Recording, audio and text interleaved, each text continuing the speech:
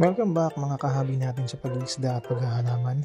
Nandito tayo muli sa Nerophyta, Fins, and Flora. Ayan, dahil naubusan tayo ng live foods, ngayon ay gumawa ulit ako ng low-cost gel food. Ayan, ito ay steamed egg. Niluto ko siya with low fire to make sure na ang texture niya ay ganito kaganda. Ayan. So tara, palamigin muna natin siya bago ipakain sa ating mga balloon mollies. So ayan, napanibig na natin siya. Tara at magpakain na tayo ng mga balloon mollies.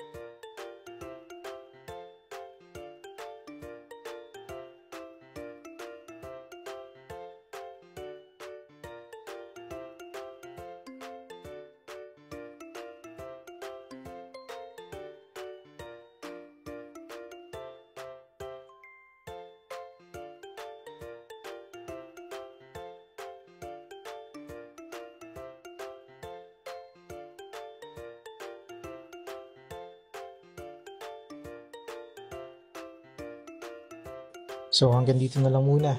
Ito muli si Nerophyta, Fins and Flora. Nagpapaalala, live, grow, flow.